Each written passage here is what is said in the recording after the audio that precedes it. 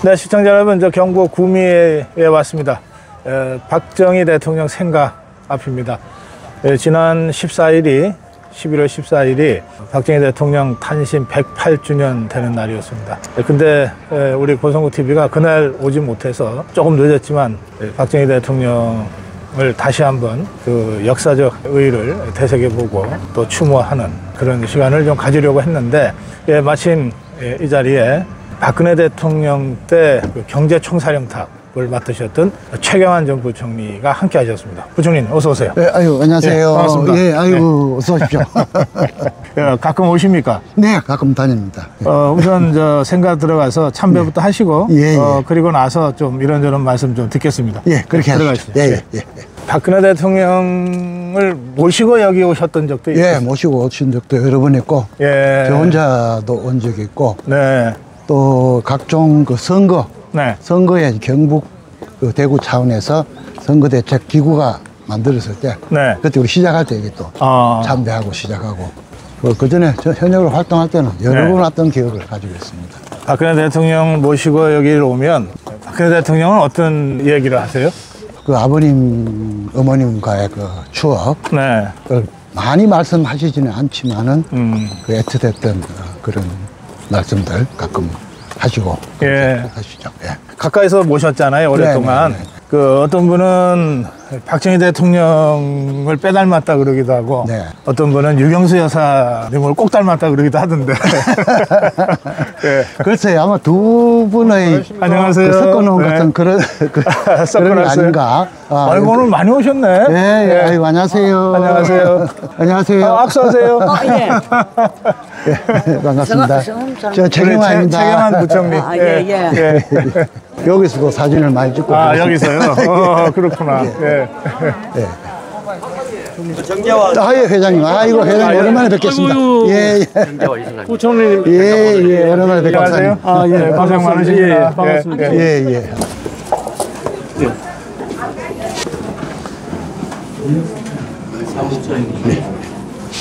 보통 차렷 내부에 대한 경례.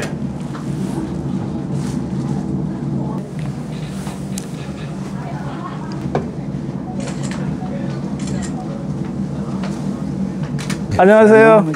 예. 그러시죠. 이거는 원래 있던 집입니까? 이게 6.25 때 이제 전소됐는데 다시 이제 그 60년도에 복원에 저거 새로 지어놓은.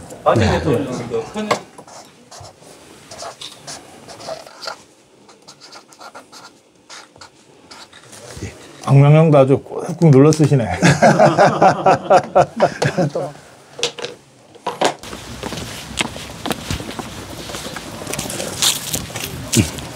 네, 조금 전에 우리 최경환 부총리님하고 그 박정희 대통령 생가를 방문하고 참배를 하고 방명록에 사인도 하고 내려왔습니다. 이곳은 박정희 대통령 생가 앞에 조성된 팔각정입니다. 박정희 대통령에 대한 말씀부터 좀 여쭤야 되겠어요. 네. 박정희 대통령의 정신, 우리가 박정희를 계승하자, 박정희 대통령을 기억하자 그러는데 그 핵심이 뭡니까? 제 생각에는요, 네. 우리도 한번 잘 살아보자.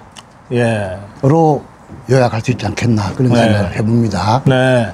왜 그런가 하면은 우리 한민족 5,000년 역사에서 사실은 그 배고픔을 떨쳐버리지 못했거든요. 네. 그렇게 하고, 그리고 이제 박정희 대통령께서 5.16 혁명을 일으켰을 당시, 네. 그때 우리 국민 소득이 80달러. 100달러도 안 됐어요. 예. 그거는 그때 동시대의 최빈국 수준입니다. 네. 아프리카 뭐 이런 나라보다 훨씬 낮은 뭐 그런 수준이니까 네. 그 한을 좀 풀어보자 하는 어떤 그런 정신이 박정희 대통령 정신 아니겠나 예. 이런 생각을 해봅니다. 우리가 한민족 5,000년 역사를 얘기하는데 네. 그 장구한 역사 동안 먹는 문제를 완전히 해결한 거는 박정희 대통령 때 와서죠. 주로. 네, 그렇습니다. 예, 그렇습니다. 그러니까 오죽 그게 절박했으면 한 번 잘 살아보자고 얘기했어요. 예. 수많이 시도했는데 다 실패했다. 예. 근데 우리도 한 번 잘 살아보자. 네. 그런데 그 단순히 그 잘 사는 게 뭐 의지만 갖고 되는 건 아니잖아요. 예, 그렇습니다. 막 굉장히 치밀한 전략과 또 강력한 집행력과 이런 것들이 다 있어야 되잖아요. 그리고 그렇습니다. 또 그게 대통령 혼자 하는 것도 아니고 온 국민이 그 목표를 향해서 달려들게 만들어야 되잖아요. 그런 의미에서 박정희 대통령이 없었으면 박정희 시대도 없었다 이런 말씀들을 어르신들이 많이 하시던데요. 네, 그렇습니다. 그래서 이제 그런 한을 풀기 위해서 박정희 대통령께서는 그 경제개발 5개년 계획에 착수를 하게 됩니다.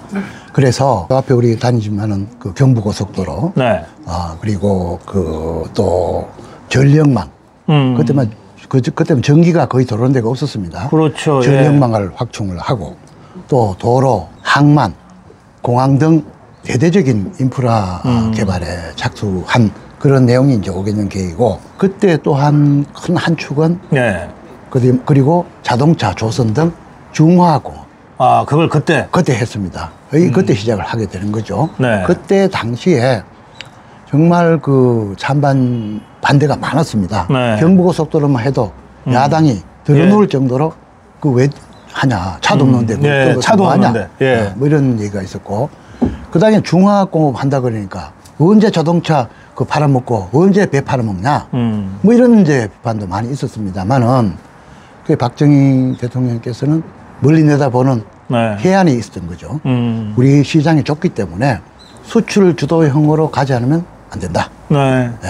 그리고 또 세계 시장으로 팔아먹을 수 있는 중화공업 아니면 안 된다. 이런 어떤 해안을 가지고 이제 시작을 하게 된 거죠.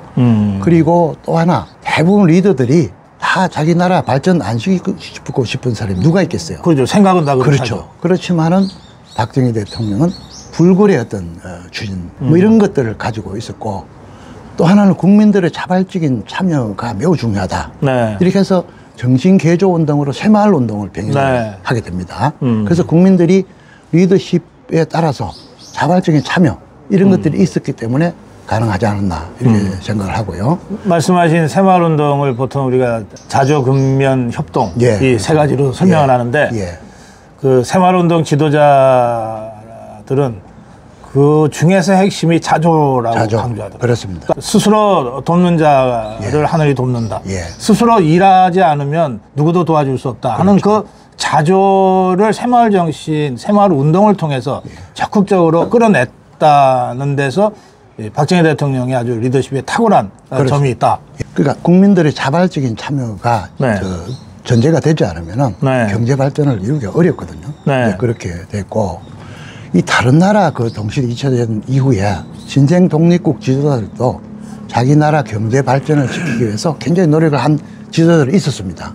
필리핀이 그랬고 터키가 그랬고 그랬습니다만은 그 나라들은 그 성공을 못했어요. 못한 거는 첫 번째는 그 사람들이 채택한 박정희 대통령 아까 수출 주도, 중화학 이거를 갔지만은 거기는 내수지향적으로 이렇게 가서 그 실패를 했고, 또 하나 가장 중요한 거는 부패로 실패를 합니다. 그래서 박정희 대통령의 청렴성이야말로 이 한강의 기적을 이룬 핵심적인 요인 하나로 또 지적을 전 세계 학자들이 그렇게 지적을 하고 있습니다.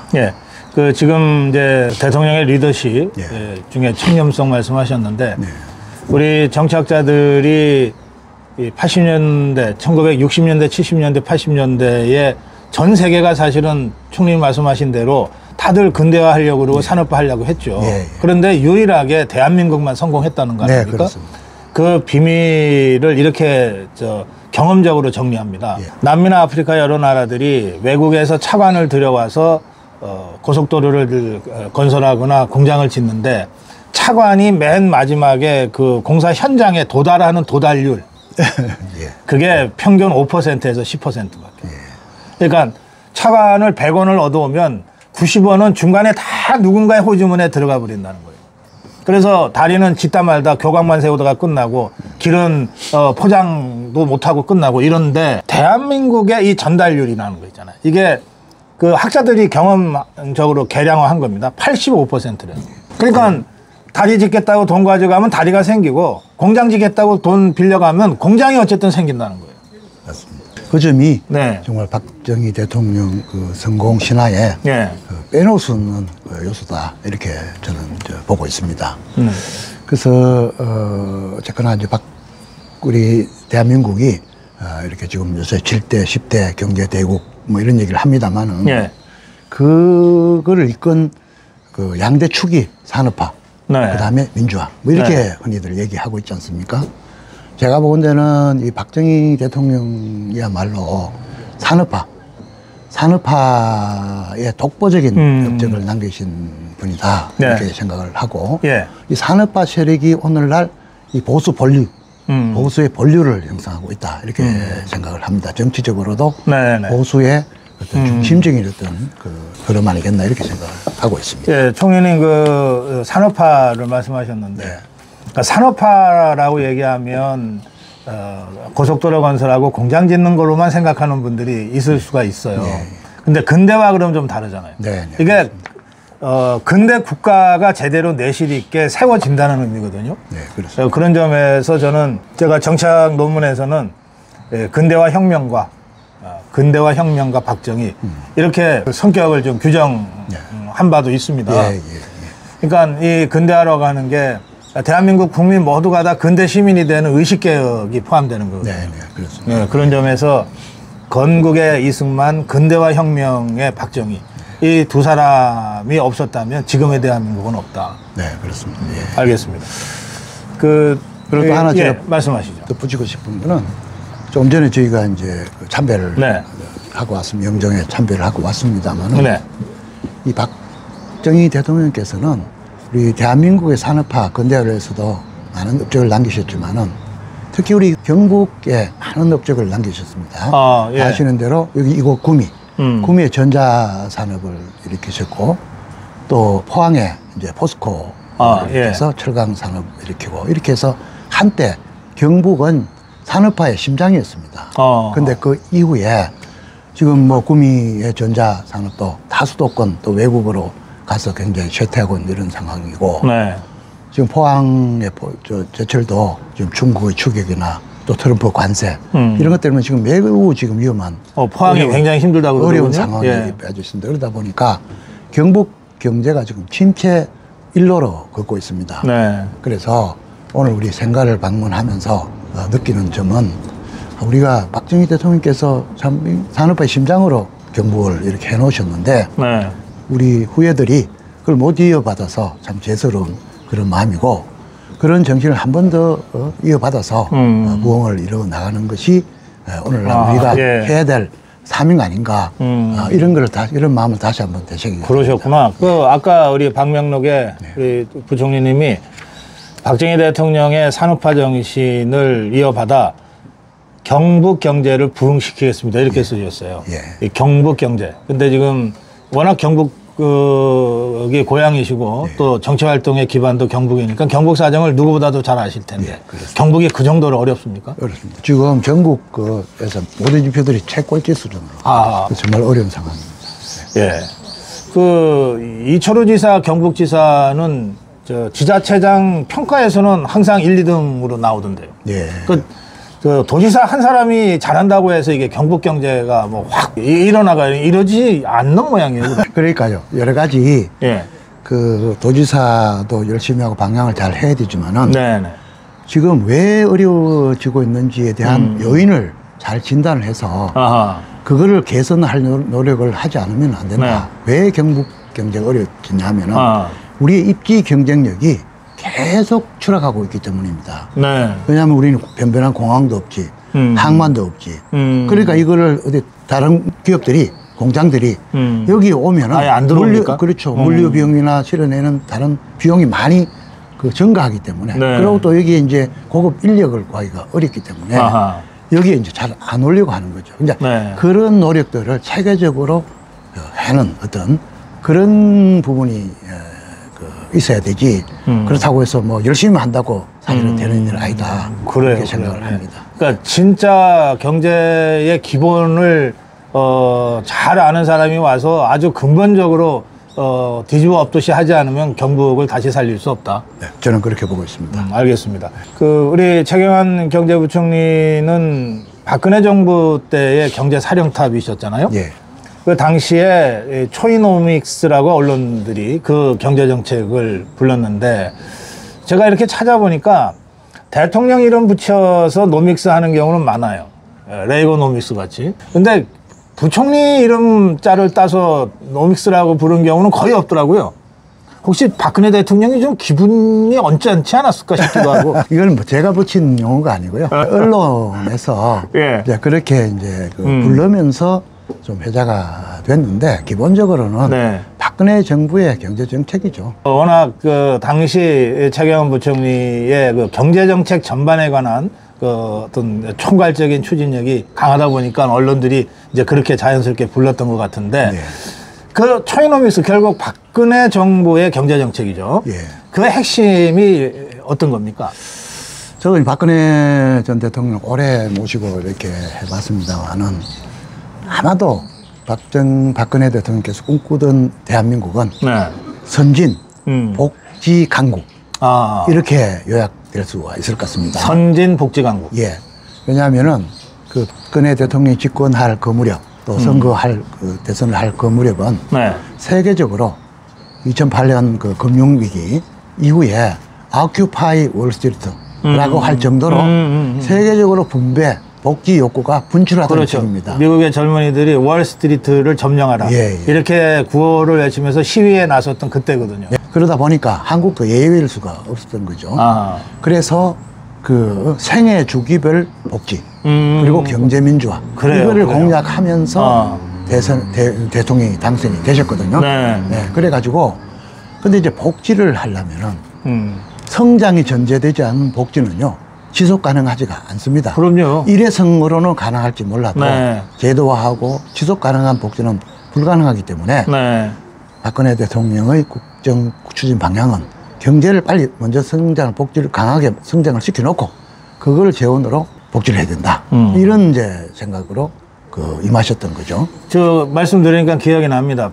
박근혜 대통령이 후보 시절에 그 아버지가 진정 원했는데 마저 하지 못했던 것이 국민이 행복하게 사는 나라를 만드는 거였어요. 예, 예. 그래서 그걸 이어받아서 지금 말씀하신 맞춤형 복지 정책으로까지 쭉 설명을 했던 거 제가 기억이 납니다. 예, 예. 그래서 제가 조금 설명을 올리면은 예. 우선 이제 경제를 튼튼하게 해야 복지를 할 수가 있을 거 아닙니까? 그렇죠. 예, 그래서 경제를 튼튼하게 하기 위해서 창조 경제라는 걸 들고 나가셨죠. 아마 기억을 하실 겁니다. 네. 그 창조 경제가 그 뭐냐면은 지금 이제 돌이켜 보면 그 디지털 벤처기업 육성, 말하자면 AI 시대를 미리 대비하는 그런 선제적인 어떤 그런 걸 통해 가지고 신산업을 육성해야 되겠다. 네. 그래야 먹고 사는 일자리가 생긴다. 이렇게 해서 이제 경제 쪽을 그렇게 이제 하셨고, 그다음에 그때 창조경제혁신센터 전국의 광역 단위별로 전부 그 기업과 손잡고 예, 그렇습니다. 그랬던 거죠. 예. 근데 그게 구미에도 있죠. 이게. 탄핵당하고 나서 문재인 세력이 정권 탈취하자마자 창조자 들어가는 거 다 없애라고 막 그렇죠. 그 실제로 다 없어졌어요. 예, 그렇습니다. 예. 그래서 그게 사실은 미리 내다본 말하자면 AI 시대에 대비한 디지털 신산업 육성 정책이었는데 그거를 그냥 자기 전 정권이 했다고 그렇게 이제 그걸 했죠. 그 참 아쉬운 일이고요.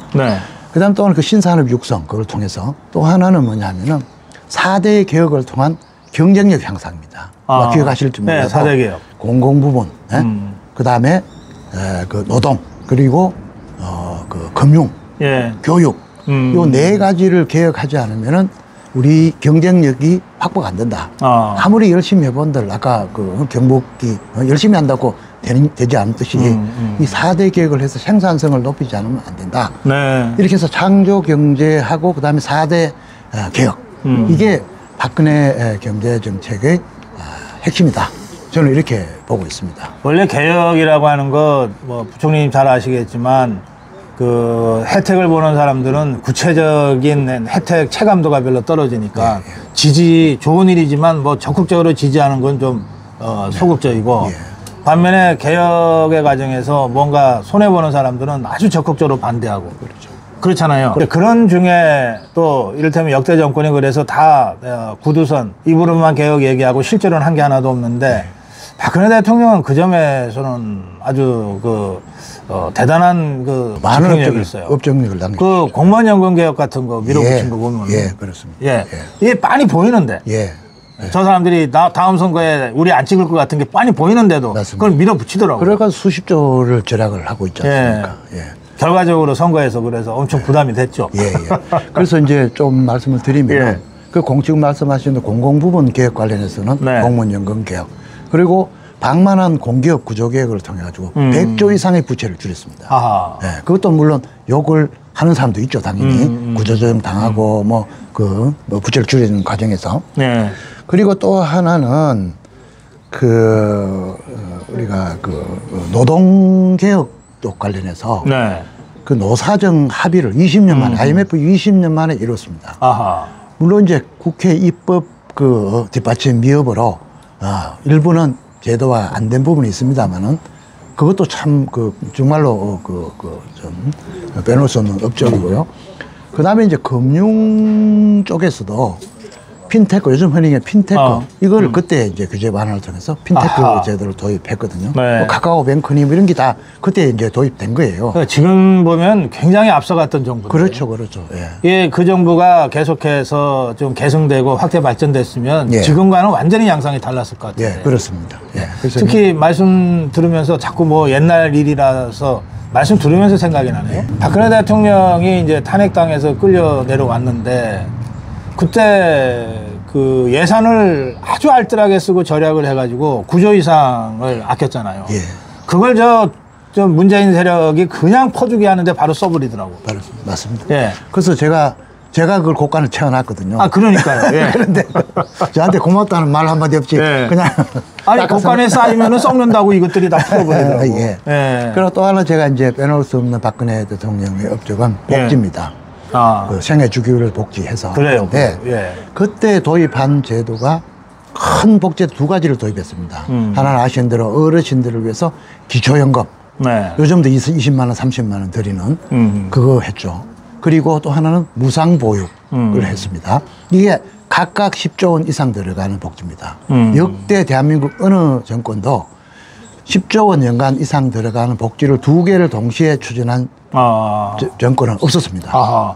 그래서 그러니까 돈이 들어가는데 곡간 채우려고 저는 진짜 정말로. 그렇죠. 대통령은 이거 꼭 필요하니까 합시다 했는데 결과적으로는 최경환 부총리가 예산으로 뒷받침 안 해주면 아무것도 안 되는 거죠. 그렇습니다. 그런데. 고생하셨네. 그러고 보니까. 그런데 그것도 흔히 이제 세수 정대하려면 세율을 올려야 된다. 이런 생각을 하시는데 우리 박근혜 정부는 세율을 하나도 안 올렸습니다. 우리 세율을 낮추면서도 경제가 활성화되면 세수가 더 들어오거든요. 그렇죠. 그리고 그때 제대로 추진한 게 지하 경제 양성화입니다. 그렇게 2가지를 물론 이제 담배값도 인상을 했습니다만은 그걸 통해서 세율을 인상함이 없이 경제 활성화, 지하 경제 양성화를 통해 가지고 그 많은 복지 재원을 충당하고도 또 곡간도 좀 더 채워놓고 이렇게 하게 됩니다. 굉장히 중요한 그 정책들을 했는데 사실 사람들은 별로 그걸 기억 못하고 담배값 올린 거는 기억하더라고요. 그때 그 담배값 때문에 고생 많이 하셨죠? 많이 했습니다. 그때 담배 끊으셨죠? 그렇습니다. 제가 오랫동안 피던 그 담배값을 2015년 1월 1일부터 이제 담배값 인상이 되면서 그때 당시 이제 담배값 인상 발표를 하는 기자회견을 하는데 기자들께서 아니 이거 꼼수 정시 아니냐 건강한 둘째고 당신부터 끊을 수 있냐 하고 저부터 끊겠습니다 이렇게 해서 약속 아닌 대국민 공약이 돼서 그때부터 담배를 끊은 이후로 단 한 대도 담배를 지금까지 피워본 적이 없습니다. 아이고 참.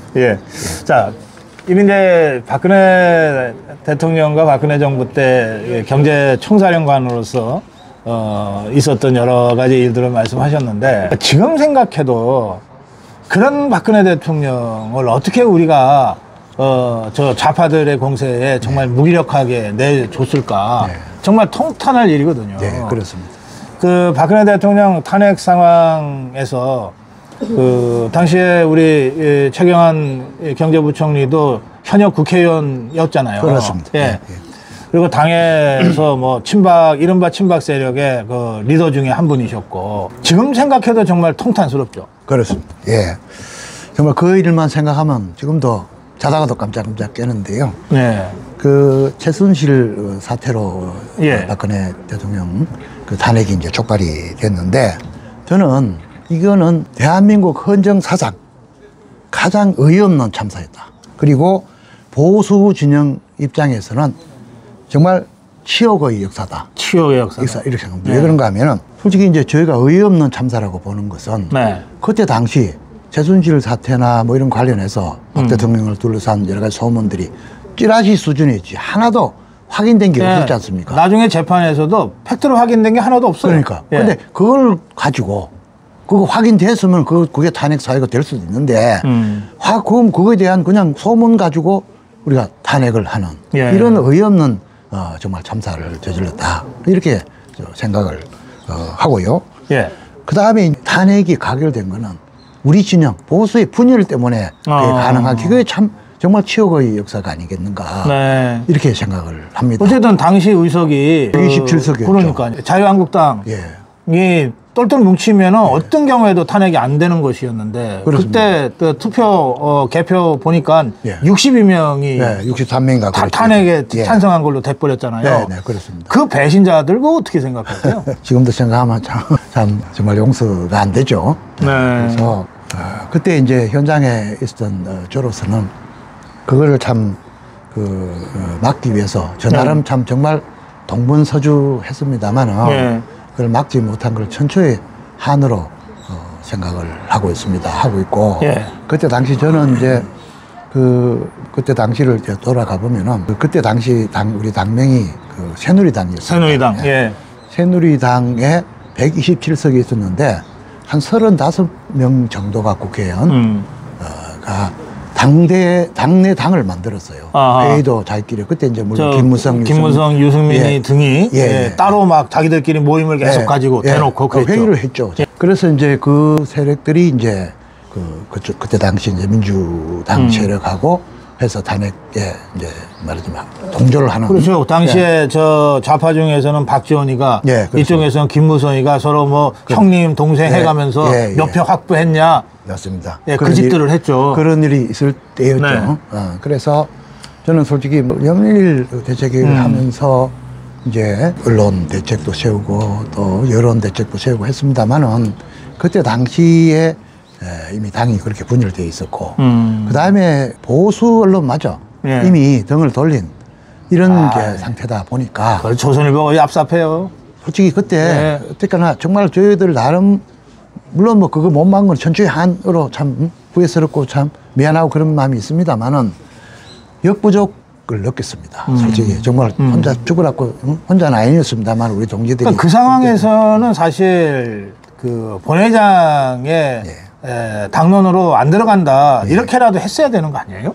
그게 답이었죠. 왜냐하면은 탄핵을 하려면 200석이 필요하지 않습니까? 200석 이상이 우리가 127석이 있기 때문에 이거 우리만 안 들어가면은 투표가 불성립되는 겁니다. 탄핵 투표 자체가 안 되는 거예요. 그래서 저는 퇴장하자 이렇게 이제 정말 참 눈물로 호소했죠. 여기 자료 제가 하나 가져왔는데 한번 보여드릴까요? 12월 이제 9일이 탄핵 투표가 있었던 날입니다. 그 16년 12월 9일. 제가 이제 그 탄핵 그 투표하러 가기 전에 의원총회를 하지 않습니까? 그렇죠. 의원총회에 가서 제가 저 취지의 내용을 그 유인물로 돌리면서 눈물로 탄핵은 막아야 됩니다. 하고 제가 호소를 했습니다. 하면서 이런 지금 이미 당내 당해서 35명이 그걸로 가 있지. 당내에서도 찬성을 했어요. 이 투표하면은 해보나 마나다. 그러면 결국은 집단 퇴장해서 투표를 불성립시키는 것이야말로 이게 유일한 방법이다. 눈물로 호소를 했습니다. 이 호소문도 돌리면서. 지금 말씀하신 그 눈물의 호소. 여기 보면 지금 봐도 좀 눈물이 좀 울컥할 정도예요. 그러니까 오늘 우리가 선택하는 것은 박근혜의 운명이 아니라 대한민국의 운명이다. 오늘 선택에 따라 더 세차게 몰아닥칠 혼란을 생각해라. 탄핵은 결코 끝이 아니다. 더 큰 폭풍의 시작이다. 이러면서 그 배신자들을 향해서 마지막으로 이성을 되찾을 것을 호소했는데도 결국은 62명이나 배신을 한 거 아닙니까? 예. 근데 이제 여기 나오는 이 얘기가 결국은 그 직후부터 다 현실화 되잖아요. 그렇습니다. 예. 예. 제가 미리 경고를 하고 네. 이러면 안 된다. 네. 예. 아무리 뭐 사적 감정이 있고 뭐 등등 하더라도 이거는 역사의 죄인이고 이렇게 네. 하면은 혼란이 끝이 없다. 네. 예. 이런 걸 경고를 했죠. 그럼에도 불구하고 예. 이제 지도부가 이미 원내 저쪽하고 합의했다 그러면서 원내 본회의장으로 이동을 했길래 예. 제가 여기 이 사진 여기 있습니다만은 여기 이정현 대표 앉아 계시고 네. 그 정진석 원내대표한테 왜 이런 투표를 하냐 나가자 지금이라도 그런데 뭐 야당하고 합의가 되게 못 나간다 이래서 그러면 저는 이따위 투표는 못 한다 이렇게 하면서 저 혼자라도 퇴장을 혼자 퇴장을 한 거죠. 예, 그렇습니다. 그래 이제 그런 일이 있었는데 이걸 가지고 그 훗날 한참 후에 또 저를 음해하는 사람들이 저보고 이걸 기권했다고 그럽니다. 장영환이 기권했다. 탄핵 반대하지 않고. 예. 이게 투표하면은 예? 한 표 반대 해본들 무슨 의미가 있습니까? 네, 이미 네. 다 그 가결된 게 뻔한데 나가는 것만 예, 유일한 이제 알겠습니다. 말하자면 가장 최후의 강력한 유일한 수단이었는데 그걸 또 그렇게 또 의미하는 사람들도 있어서 참 가슴 아프게 생각을. 근데 이 한 번 실수는 실수라고 하지만 두 번 실수는 이건 멍청한 거라는 거 아니에요? 예, 그렇습니다. 지금 우리 자유파가 2016년, 17년에 박근혜 대통령을 탄핵으로 읽고 그리고 불과 몇 년 안 지나서 다시 2024년에 윤석열 대통령을 거의 똑같은 이 구조 속에서 탄핵으로 또 잃어버렸단 말이에요. 네, 그렇습니다. 예. 이건 우리 바보야. 멍청해. 맞습니다. 예. 예. 그래서 아까 제가 말씀드린 대로 박근혜 전 대통령 탄핵은 정말 우리가 아무 대비를 못하는 네. 솔직히 뭐 지금은 우리가 보수단체들이 윤석열 탄핵 때는 우리가 윤 대통령 탄핵 때는 네. 반대도 하고 시위도 하고 그랬지만 그때는 솔직히 네. 뭐 그런 변변한 저항도 못하고 그러니까, 의의 없이 당한 이제 그런 저거였다면 아니, 그때요. 제가 각종 종편 지상파에 진행하고 패널로 활동할 때인데 저 진짜 힘들고 외롭고. 그렇습니다. 예. 아니, 날이 갈수록 어제까지 탄핵 안 됐다 했던 사람들이 탄핵 불가피해요. 막 이렇게 예. 바뀌는 거야. 맞습니다. 예. 예. 생방송 중에. 예. 정말 힘들었어요. 그렇죠. 그때. 예. 그렇습니다. 예. 전체적으로 그러니까 국회의원들도 탄핵을 무슨 뭐 공개적으로 반대하고 뭐 이런 분위기 하면은 막 벌떼처럼 들고 그래서 많이 그때 네. 위축되고 하던 그런 상황이었습니다. 솔직히. 그때하고 그때 분위기가. 비교하면 지금 어쨌든 우리는 좀 나은 상황이다. 그렇죠. 그래서 예. 사실은 우리 우파 진영에서 정말 그 윤 대통령 탄핵 때 정말 그 아스팔트에서 추운 날 예. 고생한 분들을 놓고 정말 그 고생 많으셨고 네. 그분들에 정말 감사해야 된다 생각합니다. 근데 예. 저는 이제 박 대통령 탄핵은 정말 어이없는 그런 탄핵이었다고 생각을 하면은 네. 보면은 윤 대통령 탄핵은 그 좌파들이 교묘한 그 유도 전략에 아하. 말려든 거 아닌가 이런 네. 생각을 해봅니다. 아하. 왜 그런가 하면은 그 윤 대통령 취임하자마자 좌파 정권을 계속 흔들기를 하면서 국정협조를 안 했잖아요. 취임하기도 전부터 탄핵 그렇죠. 하겠다고 횃불 들고 나온, 그래가지고 촛불 뭐, 들고 나온 네. 게 저것들이죠. 계속 뭐 그 관료들 뭐 국무총리를 비롯해 예. 탄핵을 시키고 등등 이렇게 해서 말하자면은 이제 그 계엄을 말하자면 유도하는 하는 그런 어떤 그 유도 전략 네. 여기에 말려 들어간 그런 측면이 있지 않느냐 아하. 뭐 이런 생각을 저는 개인적으로 해봅니다. 예. 계속해서 이제 그 국정 윤석열 대통령이 뭐 아무것도 못하게 해가지고. 마지막 그 벼랑 예. 끝으로 계속해서 몰아붙였죠. 예. 좌파들이. 예, 그래 그런 어떤 부분이 저는 그게 개인적으로 그렇게 생각을 좀 그게 해봅니다. 박근혜 대통령 탄핵 때와는 또 조금 예. 양상을 달리 그렇죠. 하는 부분이다. 이건 이제 앞으로 좀 더 확인이 필요합니다만. 예. 알겠습니다. 자, 이렇게 해서 이제 이재명 종북주사파 개딸 예. 권력이 들어섰는데 예. 지금 사실 국민들이 너무너무 힘들어해요. 예. 이재명 세력이 하는 짓마다 국민들 아주 비명지르게 만들고 뭐 이를테면은 이제 집 사는 거 포기해. 뭐 그나마 B2 해가지고서 그 뭐 코스피에 기대했던 사람들 지금 뭐 폭락장세 전부 뭐 반토막 나고 있어. 뭐 전부 이런 식이잖아요. 한미 관세 협상은 뭐 끝냈다는데 아직도 미국의 요구가 계속 추가로 들어올 것 같고 분위기가 말이죠. 이런 이재명 세력, 이재명 종북주사파 정권은 어떻게 보십니까? 정말로 이 국정 운영 능력이 과연 있는가? 과연 무슨 생각을 하면서 나라를 운영하는 것인가? 하는 거에 대한 저는 솔직히 의심이 들 정도로 이게 지금 경제가 지금 0% 성장 지금 걱정할 그런 정도거든요. 0%대, 0%대. 근데 이런 0%대 성장은 IMF 때나, 그 다음에 2008년 그 세계적인 금융위기 났을 때나, 이럴 때 그냥 쇼크가 왔을 때 일어나는 일이지, 평시에 이런 일이 일어나는 거는 좀처럼 없는 일입니다. 그런데 경기가 이렇게 침체되고 이렇게 참 어려운데, 경제 살리려는 노력은 뭐 과연 관심이 있는지 없는지조차 모를 정도로 지금 제대로 된 대책을 지금 못 내놓고 있다. 이런 생각이 듭니다. 아예 좀 무능하다라고 보십니까? 아니면 사악하다고 보십니까? 둘 다라고 보십니까? 생각이 딴 데가 있는 거 아닌가. 생각이 딴 데가 있어서. 딴 데가 있는 거 아닌가. 이런 생각을 해봅니다. 우선 말이죠. 경제가 무슨 국민들이 먹고 살아야 뭐 복지도 있고 뭐 나눠 먹는 게 있는데 뭐 돈 만들 생각은 안 하고 돈은 하늘에 떨어지는지 그걸 전부 나눠 먹을 이 생각만 하다 보니까 이제 그런 이제 현상이 생기는데요.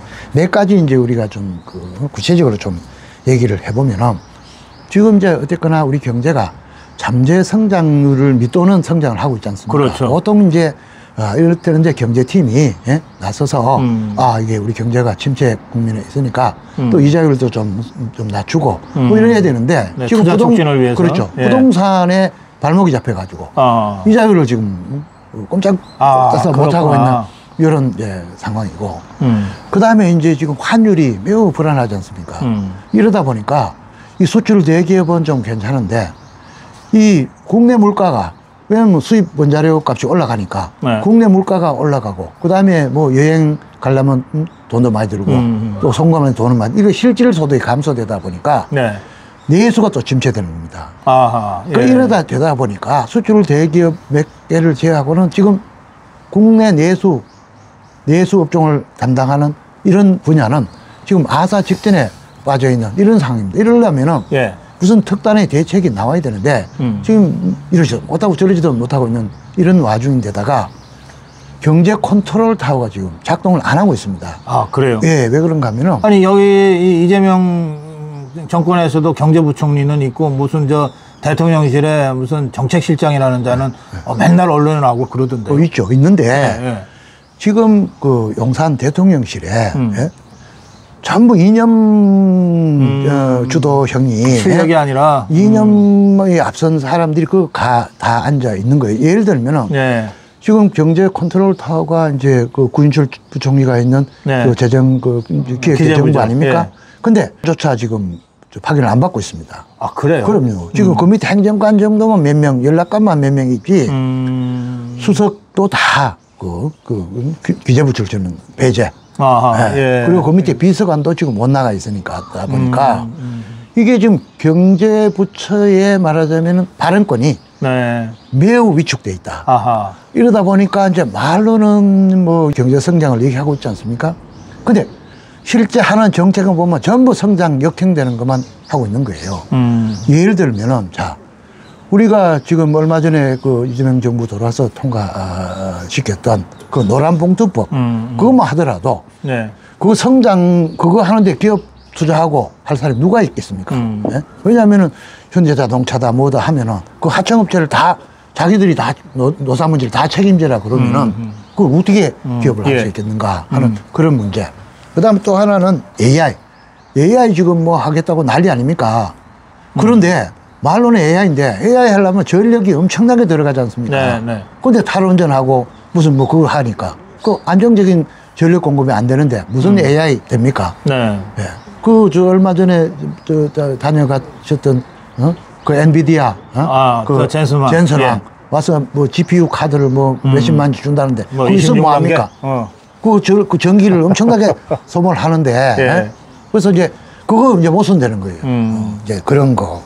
그다음에 상법 개정 이런 거 등등 보면 알겠습니다. 말로는 성장을 얘기하는데 네. 실제로는 이념이 앞선 어떤 그런 그 모순되는 그런 네. 정책을 가지고 있다. 이래 가지고는 네. 성장할 수가 없다. 최경환 부총리는 이재명 종북주사파 세력이 워낙 무능하고 또 생각 자체가 우리하고 달라서 뭐 경제 정책을 기대할 게 없다. 하는 것마다 경제 무너뜨리고 민생 어렵게 만드는 것들이다. 이런 이제 총평을 하시면서 쭉 설명을 하셨는데 아까 말씀하신 대로 저런 세력이 정권 잡게 만드는데 우리 진영의 책임이 있다는 게 정말 통탄할 일이에요. 네. 배신자들이 없었으면 저것들이 어떻게 정권 잡습니까? 네. 그 탄핵만은 막았어야 되는데 그게 참. 네. 그래서 똑같은 실패를 지금 2번째 되풀이했고 이러다 보니까 우리 자유파 국민들이 열심히 노력해서 다음에 정권 찾아오면 뭐하냐 또 배신자들이 또 팔아먹을 텐데 이런 얘기까지 자조적으로 하게 생겼습니다. 그래. 네, 그래서 오늘 정말 초심으로 돌아가자는 생각으로 저희가 박정희 대통령 생가에 와서 참배를 하고 그리고 우리 최경환 부총리와 함께 지금 전국 전반에 대한 말씀 또 박근혜 대통령 탄핵 사태 윤석열 대통령 탄핵 사태와 지금의 상황까지를 쭉 한번 정리를 했습니다. 자, 마지막으로요. 예. 우리 자유파 국민들께 어쨌든 어떻게 세운 나라인데 여기서 우리가 포기할 수 있겠습니까? 네, 우리 자유파 국민들한테 예. 앞으로 어떤 방향으로 어떻게 나가자 그런 말씀을 좀 해주셨으면 좋겠어요. 예, 저는 오랜만에 이제 박정희 대통령 영정에 참배를 하면서 다시 한번 박정희 대통령 정신을 생각을 하게 됩니다. 솔직히 박정희 대통령께서 한강의 기적을 일으키려고 생각했을 당시 그때 상황은 지금하고 비교할 수 없을 정도로 어려웠습니다. 네. 네. 그러나 캄캄한 어둠이지만은 한 줄기 빛처럼 우리 그 박정희 대통령 리더십이 발휘가 돼서 네. 오늘날 우리가 10대 경제 강국에 들어갈 정도로 이렇게 나라를 만들었습니다. 그렇기 때문에 어떻게 이룬 나라인데 우리가 여기서 멈출 수는 없다 하는 이런 어떤 그 정신을 가지고 네. 이제는 그 정치, 경제 그 모든 면에서 우리가 지켜야 되겠다. 이런 어떤 그 확고한 정신 없이는 지금 이런 대한민국의 업적을 과연 지켜낼 수 있을 것인가 네. 하는 그런 저는 그 불안, 두려움을 솔직히 느낍니다. 이제 그렇게 하려면은 뭘 다시 해야 되냐면은 다시 한번 성장 신화를 다시 한번 써야 됩니다. 네. 박정희 대통령 때 구가했던 물론 여건이 달라졌기 때문에 그때만큼의 고도 성장은 지금은 어렵습니다. 네. 그러나 선진국도 지금 미국도 3, 4%씩 이렇게 그렇죠. 성장을 하거든요. 예. 예. 중단위 성장은 해요. 그럼요. 미국도 하고 있어요. 네. 다 그렇게 하고 있기 때문에 우리도 성장 이런 거에 아이고 뭐 이렇게 해서는 절대 안 됩니다. 그래서 우리도 미국 같은 3, 4% 성장을 네. 할 수 있다. 이런 마음을 가져야 되는데 그렇게 가려면 뭘 가야 되느냐. 우리가 다시 한번 그 경제하려고 하는 마음 이런 마음을 다시 한번 가다듬고 또 정치적으로 소위 반시장 그리고 포퓰리즘 이런 세력들이 득세하는 것을 우리가 막아야지 네. 이게 가능하다. 그런 생각을 해봅니다. 우리는 아직도 배고프다. 예. 이렇게 외쳐야 된다. 알겠습니다. 일어나시죠. 예. 네, 오늘 박정희 대통령 생가에서 박정희 대통령을 다시 생각하고 또 박근혜 대통령의 자치도 되짚어 보면서 다시 초심을 다지는 그런 자리였습니다. 최경환 경제부총리 아까 방명록에 그 박정희 대통령의 산업화 정신을 이어받아 경북 경제를 부흥시키겠습니다. 이랬습니다.